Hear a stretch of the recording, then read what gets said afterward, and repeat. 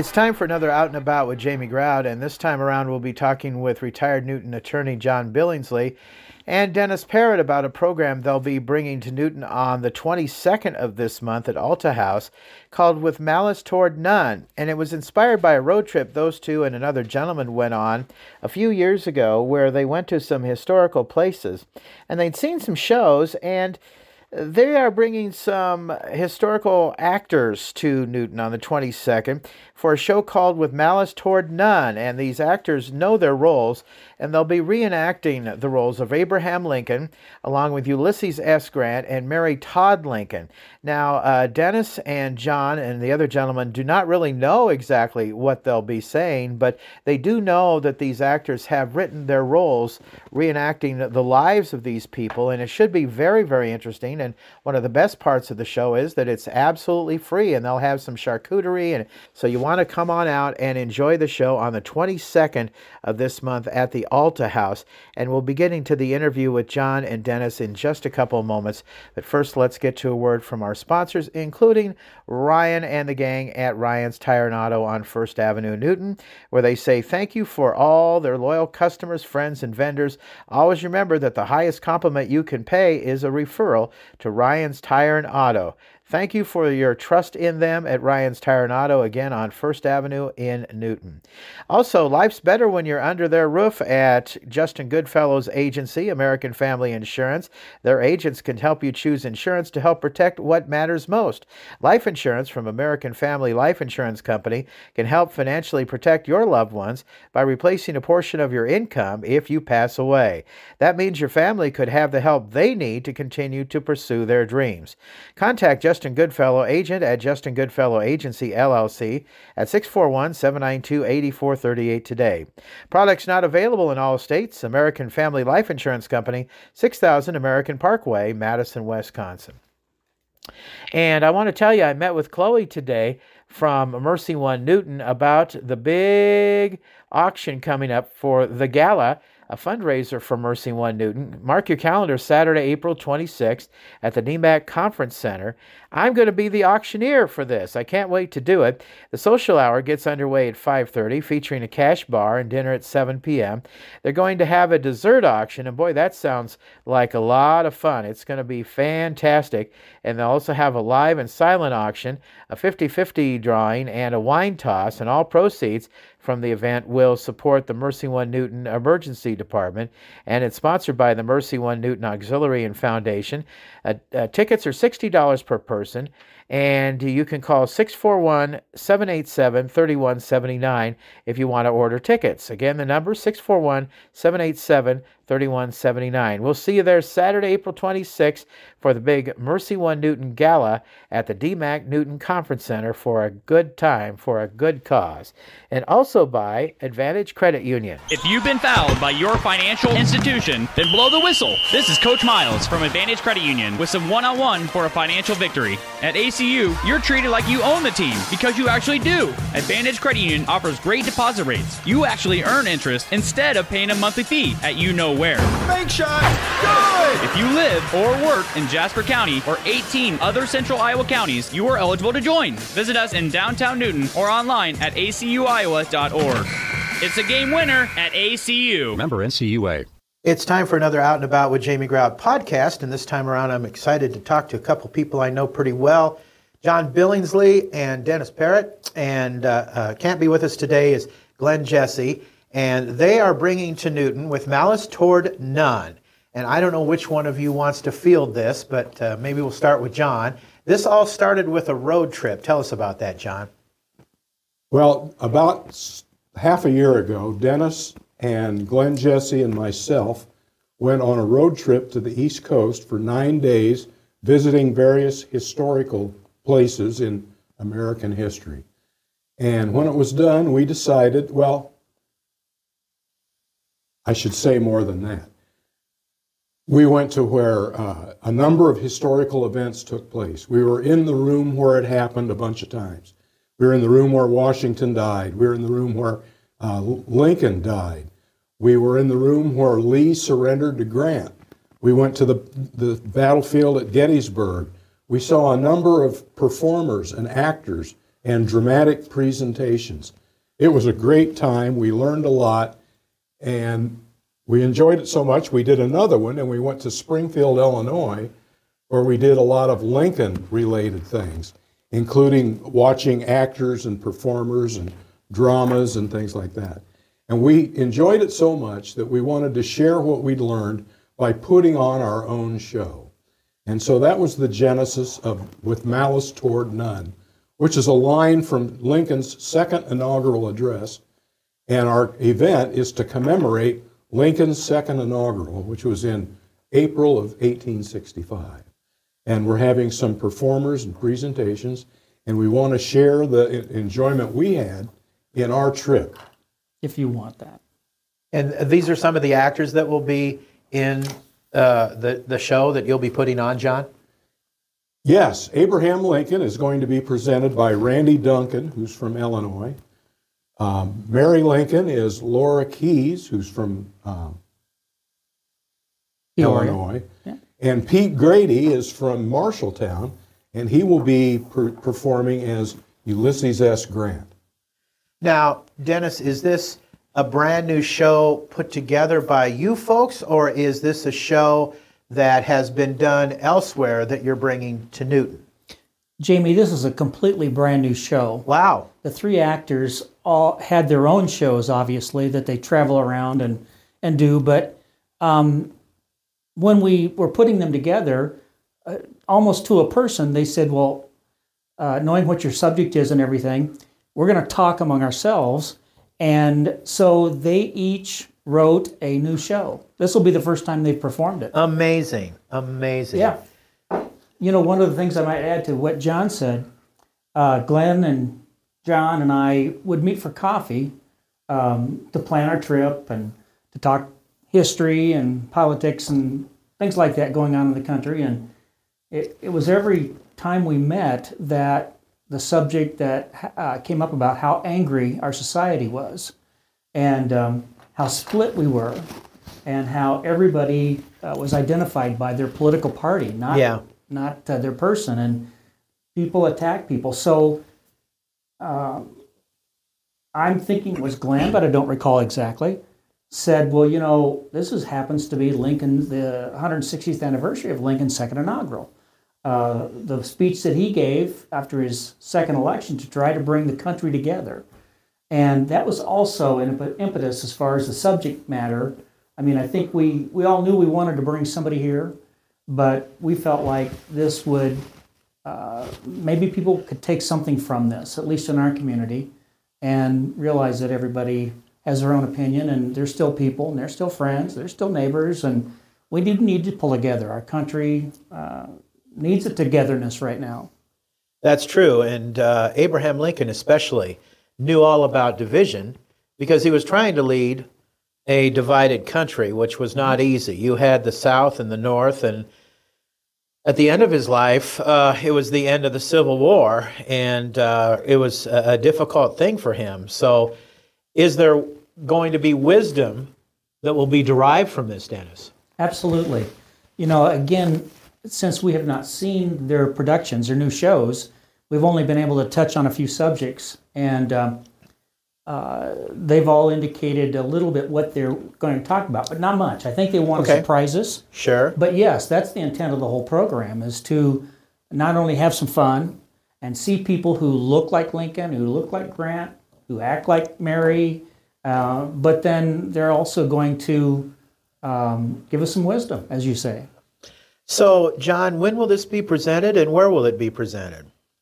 The where is at the Alta House Event Center, which is out at the, well, I've got the address here in front of me. It's by the KOA campground in that area. Yeah, I was going to say it's out by Barney's, which is how I tell people where it is. And it's next Saturday at, I think doors open at noon and the show's at 1 o'clock. Each performer, Abraham Lincoln, Mrs. Lincoln, and Grant, have about an hour. There'll be breaks in between. There'll be refreshments, and the people will be in character, and so you will learn from them by their historical personage, and then there'll be time afterwards to interact with the actors who will still be in character. And when you say next Saturday, I'm looking at my calendar, that'll be the 22nd. Saturday, March 22nd, yes. And that happens to be, by the way, the exact date that Lincoln gave his second inaugural. Well, that is fantastic. So you were inspired by the divisiveness we have going on in this country right now. To some degree. Yeah, that's great. But So the shows that you saw with Lincoln and some of these other people, what kinds of things were they talking about in these shows? we went to one particular program with Lincoln and his law partner, Herndon, and they were talking about their relationship and Lincoln's years in Illinois. You know, one of the facts that I took away, and I've studied Lincoln for a long time, he's my favorite, obviously, but Abraham Lincoln, at the time that he was a practicing attorney in Springfield, was the richest attorney in the United States. No kidding. I never knew that. He was hired by the railroad, and obviously they had money, and he was that good of an attorney. Otherwise, the railroad would have found somebody else, obviously. But yes, he was the richest attorney in the United States at that time. I know we all relate the log cabin to Lincoln and his meager upbringings and those types of things. Simple country lawyer. Yeah, Right. He made it taught big. himself, and That's all true. But he is ended true. up as the Yes. wealthiest lawyer in America, Yeah. which I did not know. And from what I understand, politically, he lost a lot of elections before he finally got elected, too, Most right? of them. Yeah. Now, you're a longtime attorney in Newton, John. You have to hold Lincoln in high regard also, I'm assuming. Oh, absolutely. Absolutely. But I had no idea he was the wealthiest attorney in America when he got elected president. That was new to me. Now, as an attorney, what is it that you respect about him that he did so well? Or maybe other things in terms of maybe politically, too? Well, he get knocked down, he kept getting back up. He kept coming at you. He was a fighter. He was a fighter, but he was also a gentleman. He was a gentleman. Yeah, that's great. Lincoln was one of these people that everybody sold him short. He wasn't particularly a good-looking man. Right. And for his time in history, he was a very tall man, obviously. And he always spoke that he was born in Kentucky. He always spoke that Kentucky, Indiana, Illinois lingo, which was kind of backwoodsy. And it was almost like Lincoln wasn't educated, but he was very educated. And so I think he contrived a lot of simple arguments when he was an attorney, and they got through to the juries. The juries loved him. The juries respected him and thought he, Well, would you say that he had charisma? absolutely. Yeah. And that's what got him elected? Somewhat. I mean, he obviously there wasn't television, there wasn't radio. You know, they had the telegraph, but so you had to travel, and he traveled to New York early on to give a speech at Cooper Union, and it got national press. So eventually people knew Lincoln because he was in the Des Moines Register for giving a speech. He was in the New York Times. He was in the Wall Street Journal, and different things like that. Different newspapers of the day, and so that's how he first come on the national scene. He had run for Senate and lost. He had run for the House. He did win a House seat and spent one term in Washington. But I think Lincoln just had this thing about him that at first you thought he was a buffoon, but then once you got to work with him and know him, he won you over very easily. Now, does either of you know whether or not he had announced his plans to abolish slavery before he was elected? I mean, did he campaign on that at all? Because it seems to me like he would have had trouble winning the South if he had announced that. What you need to know about that particular election is that the Democrats were splintered, and they had numerous candidates in the election. Lincoln was the only Republican, and so they split that election, and so that helped him win enough electoral votes see. and the popular vote to win the election. But again, that was basically because there were 4 candidates in the race, and 3 of them were Democrats. I don't think he was an explicitly abolitionist candidate No. at that point. He had spoken, there were a number of speeches, though, that he had talked about slavery being wrong and, that type of thing. And he was, he was a long time coming to that. I mean, Lincoln at one time had an idea that maybe we ought to just send them all home, and that didn't get anywhere. And I'm not saying it's a good idea, but the war started, and Lincoln started to pursue the war for the reason that he wanted to keep the Union together. And as time went on, Lincoln became of the belief that the North could not win the war unless they abolished slavery. Okay. And so that's kind of how that came about. During his presidency is when he really honed in on, slavery and freedom for the slaves and that type of thing. But before that, he was kind of your normal politician. Okay. Let's move on. We've talked a lot about Abraham Lincoln. Yeah. Let's talk about Ulysses S. Grant.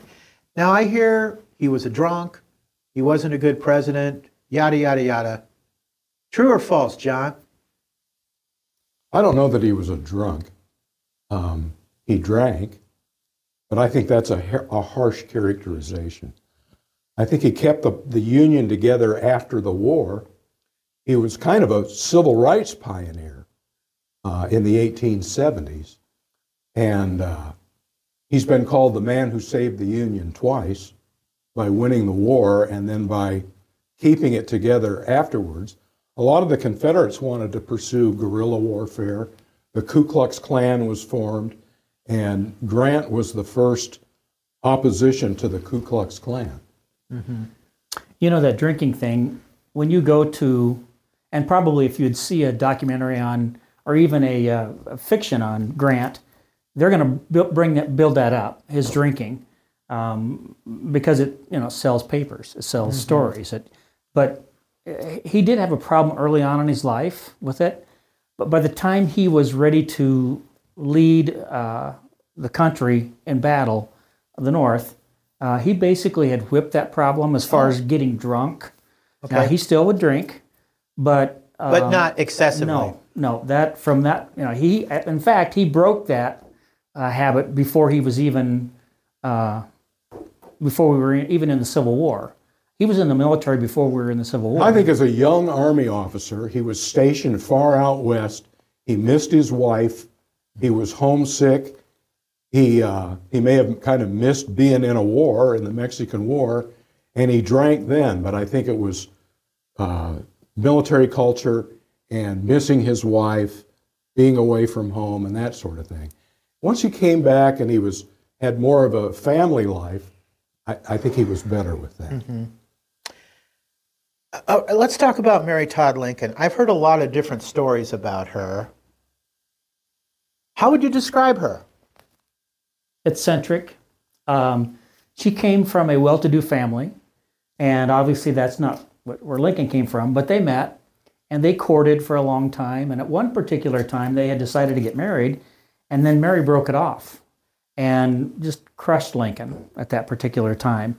But things happen and time passes, and they obviously got back together, they got married, but she believed in him right from the beginning. yes. She said when they were a young, unmarried couple, that guy's going to be president someday. And people would say, you got to be kidding me. She goes, no, he's going to be president someday. She believed in him when other people didn't. Exactly. And she was his closest advisor. Oh, is that right? Absolutely. She could have been a Hillary Clinton. She was a sharp politician on her own right, and highly intelligent? highly intelligent lady. Well educated. I think Yeah. she spoke French. Yeah. I mean, cultured. Yep. It was after she began to after the Springfield years when she began to lose her sons, and that's when I guess Mary kind of went off the deep end, and Lincoln had to deal with her and had to reel her in the best he could, and he had a war to fight, and you know. He had a lot on his hands, didn't he? Yep, he did. He really did. After Lincoln was assassinated, again, they thought Mary was one of his sons, or his only living son, Lincoln's only living son, Robert, thought she was crazy and committed her to an insane asylum. And so that probably didn't help matters either. But Mary got out and lived the rest of her life, basically unheralded, unknown, just a simple life. And but the White House years were tumultuous because Mary was always having a problem all the time. But she'd have a son and he would die. Yeah. She'd have a son and he would die. Yes. And that affected her too.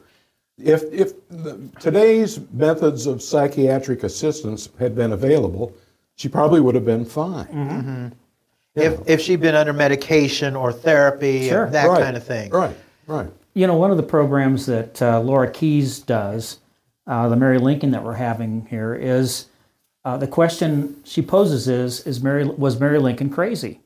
And she does it's a real interesting program. She goes through the life of Mary Lincoln, and particularly at the White House. And I don't think we're going to see any of that, but I don't know. We might. Boy, it sounds interesting, and it's even more interesting because you guys know just a little bit about this, but you don't know the whole story. And these people have written it themselves, so they probably studied history, and so it could be very fascinating. And again, it's coming up, the 22nd? Is that right? 22nd of March. These actors know their characters. They live inside their characters. And what time does it get underway at Alta House? The doors open at noon, and the program starts at 1. So on the 22nd, how much does it cost to get in? It's free. Oh, it's free. It's free. Oh, that's I great. should have said that at the beginning. We're putting it on. Oh, It's that's free. great. That's great. That is absolutely fantastic. So check it out with Malice Toward None. Do you guys have anything else you want to add about this program that's coming up? As a young guy, Lincoln was a wrestler. And one day he was challenged to a wrestling match by the town bully. And Lincoln defeated the guy, pinned him, the whole town watching. And after that, they became friends. Lincoln and the accosting bully became friends for life. Lincoln and Grant met right before the surrender and right before Lincoln was assassinated. And as they were discussing how to treat Lee and how to treat the Southern soldiers in surrender, Lincoln said to Grant, "General, let them up easy. Let them up easy." And that was one thing, I had not heard that story, and that really impressed me. And later, Dennis and Glen and I found ourselves alone in the room where the surrender took place. Wow. There was nobody else there, just the three of us. And we could reflect on, "General, let them up easy." And so Lincoln offered they offered gracious surrender terms to the Southern Army. They just let everybody go home. They let them take their livestock home. The officers could keep their pistols and sabers, and let them up easy then became the famous line in Lincoln's inaugural with "Malice Toward None" and "Charity for All." And that really impressed me. And that was a big motivator for me to want to put on this show so that other people could learn some of the things that we learned in our travels around the country. Well, you can't beat the price. It's absolutely free. 1 o'clock on the 22nd at Alta House. Come on out and enjoy the show. It'll be fantastic. And I want to encourage everybody to come on out and see it. I'm going to be there because I want to see it. It's all about history. And if you love history, check it out, for heaven's sakes. And kudos to you guys, John Billingsley, Dennis Parrott, and Glen Jesse, for putting this on. Let's come together, see a little wisdom in this. No matter what political party or affiliation you are, conservative, liberal, independent, come on out to Alta House on the 22nd. Thanks for joining me, guys. Absolutely. Thanks for having us. Our interview guests have been Dennis Parrott and John Billingsley on Out and About with Jamie Grout. This podcast also sponsored by Newton Clinic. At Newton Clinic, your children's health is in good hands. Committed to compassionate and comprehensive care, they're here to support you and your child as they grow. Every step of the way, you can trust them at Newton Clinic. great pediatric care, comprehensive pediatric care at Newton Clinic. Their pediatric services are designed to provide comprehensive, compassionate care for your children from infancy through adolescence. Their experienced pediatricians are committed to supporting your child's health and development with personalized attention and the best medical practices at Newton Clinic. This podcast also sponsored by Newton Park Center and Willowbrook. Make your loved one's day by enrolling them in Willowbrook, a Wesley Life Adult Day Center. Willowbrook on the Park Center campus provides a welcoming and stimulating environment that allows participants to maintain independence while receiving support and encouragement. Social engagement, companionship, and enriching opportunities are provided to give participants a purposeful and fulfilling day. Willowbrook's person-centered care includes exercise focused on total health and well-being, and programming that includes music therapy, pet therapy, and guest speakers, outings, and much more. If you would like to learn more about Willowbrook, call 641-791-4500 to arrange a tour. Also by Lynette Baker, Halo Branded Solutions. Lynn Donahue and the gang at Jersey Freeze in Monroe, they just opened up this week. They're fantastic. Free classified weekly. And the gang at Westside Java Coffee Bar. Until next time, grrr, out is out. See ya.